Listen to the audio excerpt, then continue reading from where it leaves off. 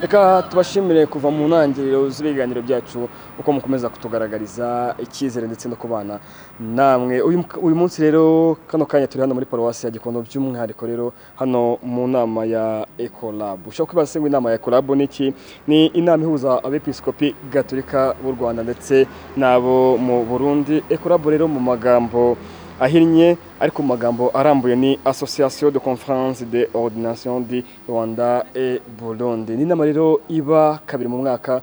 Uyu mwaka rero icyiciro cyayo cya mbere kikaba kiri kubera hano mu Rwanda, by'umwihariko rero ikindi cyiciro cya kabiri kikazabera mu gihugu cy'u Burundi. Nk'uko turimo tugenda tubabwira amateka rero yayo yashinzwe ku itariki 6 Kanama mu mwaka w'1981, ikaba rero ihuza abepiskopi nk'uko navuze ruguru b'ibihugu byombi, abo mu Rwanda ndetse no mu Burundi. Ubusanzwe rero iterana kabiri mu mwaka, nk'uko navuga rero icyo cyane kikaba kikubera hano mu Rwanda iwacu. Muri make rero Ecolab ni ihuriro ry'inama ihuza abepiskopi gatolika b'u Rwanda ndetse n'u Burundi, bakaganira ku buzima bwite bwa kiliziya zombi. Ubwo rero reka ibiganiro dukomeze kubibategurira kandi tunaza kuza kubibagezaho nk'uko mwese mukurikira YouTube channel ya Paruwasi ya Gikondo. Ubu rero katwumve umunyamabanga w'inama y'episkopi gatolika mu Rwanda atubwire byinshi bari kuganiraho mu gice cya mbere muri inama izamara iminsi 2.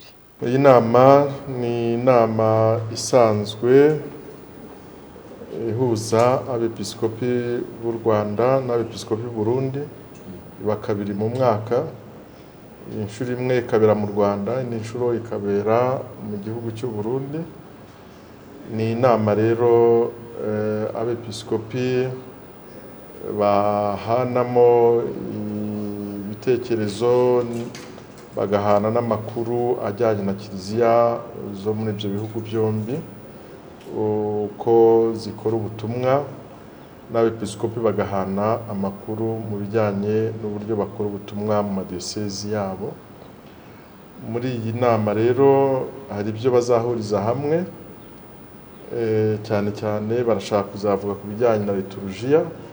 Hari ibiriho bihinduka bimwe na bimwe, cyane cyane mu bijyanye no guhindura mu ndimi zacu zihariye, mu ndimi z'Ikinyarwanda, indimi z'Ikirundi.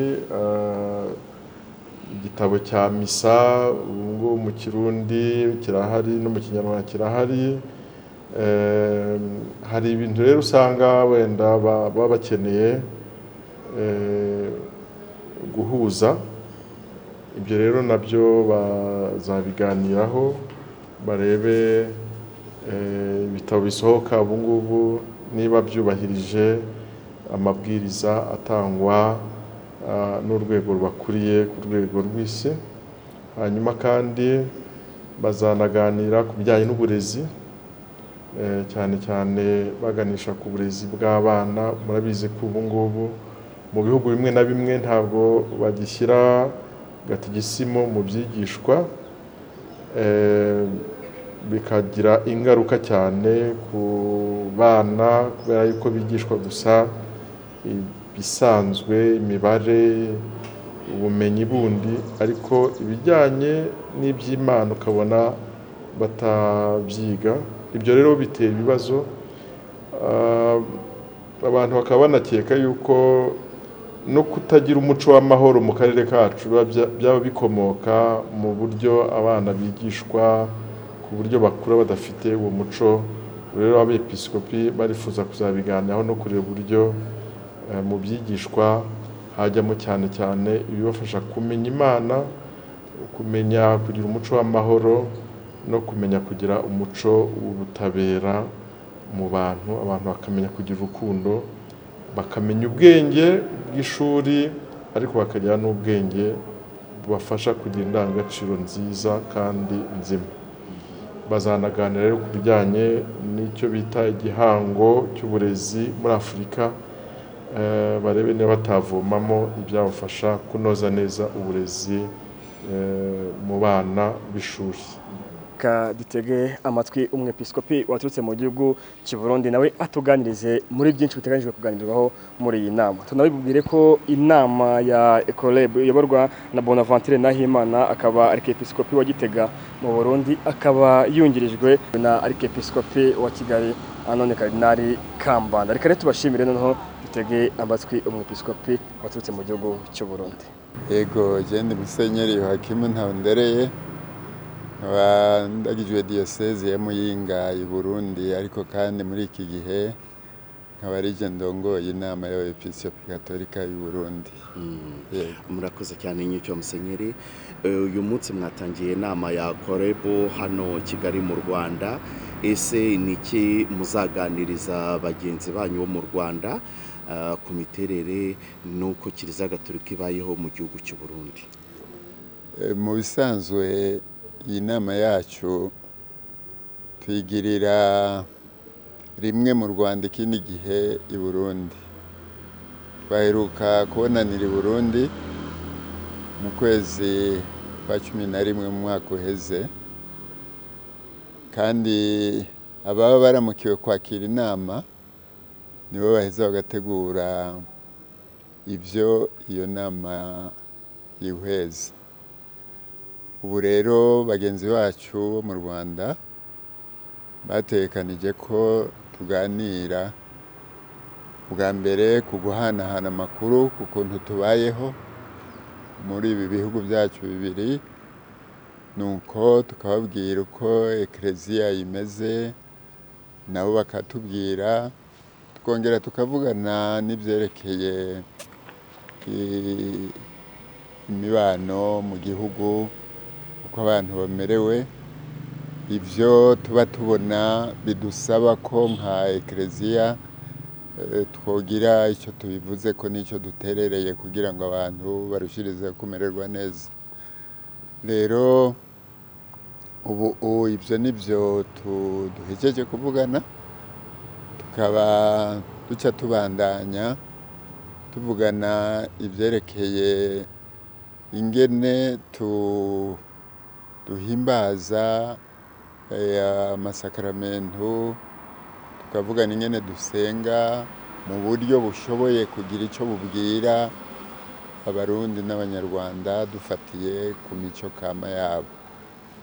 Rero turaza kubivugana, ariko kandi tuze tuvugane n'ibyerekeye indero y'urwaruka, indero y'abakiri bato mu mashure cyane cyane, kuko ku rwego rw'umugabane wa Afurika bamaze kumvikana ko twoshyiraho indinganizo ituma mu bihugu byose tugerageza gutanga intererano ifatika kugira ngo urwaruka rukurane ubuntu, rukure rufise imico myiza, kandi ruze rushirizeho kuba ngirakamaro mu bihugu byabo. Rero nicyo turaza kukigaruka ko uno munsi n'ejo, hanyuma duhave dusozera inama yacu.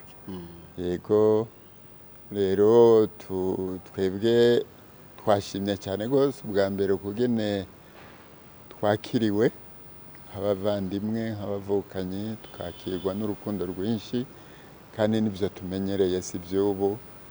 Rero turabona ko bakuru bacu batanguje iri shyirahamwe ry'amanama y'abepiskopi yacu bagize ikintu cy'ingirakamaro. Twifuza rero kubikomeza kugira ngo ribandanye ritanga intererano ifatika muri ibi bihugu byacu. Nyicyo Musenyeri, ni uruhe ruhare rw'umuryango wa Korebu ifite mu gutsimbataza amahoro n'umutekano muri aka karere k'ibiyaga bigari? Ni uruhare ngira nti ni urwa Ekereziya aho iri hose mu gihugu icyo ari cyo cyose. Ubwa mbere kwigisha abantu kumenya ko hari ikiruta ikindi mu buzima, bakamenya ko twaremwe twese turi bamwe, kandi duhamagariwe kunga ubumwe hagati yacu, tutaravye ngo urya avuka aha uyu nawe avuka ahandi, ariko twese tukumva yuko umwe umwe ku bimwerekeye ategereje kwitanga kugira ngo n'abandi bagira iteka aho bari, bumve ko bafise icyubahiro kandi bashoboye kugira icyo bakora kugira ngo bagenzi babo babeho neza. Rero iyo ni intererano ikomeye cyane rwose. Kenshi hari aho twibaza ngo iyo tuvuze ngo kora iki cyangwa kora reka iki, ko aribwo tuba tuvuze ikintu cy'ingirakamaro, ariko tukibagira ko iyo ureze umutima ukarera umuntu umwumvisha ko akeneye abandi, ko abwirijwe kububaha, akabatunganiriza, uba umugize uwushoboye kuremesha amahoro ahari. Rero kuri twebwe niyo ntererano ya mbere, tugashyiraho rero n'impanuro dushoboye gutanga ku bayobozi b'ibihugu byacu, abaturongoye, nuko kugira ngo tubunganire, tubibutse ko babereyeho kurondera ineza yabo baragijwe. Yego, rero ishyirahamwe ryacu Akoreb risanzwe riri kumwe mbere n'ayandi mashyirahamwe muri Afurika, ariko cyane cyane muri aka karere k'ibiyaga binini.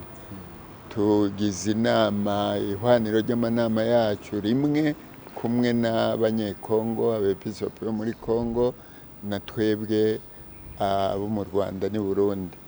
Rero turaheza tukagira igihe tugahurira hamwe, tukavugana ingene twotanga iyo ntererano yacu kugira ngo ibihugu byacu bibeho mu mahoro.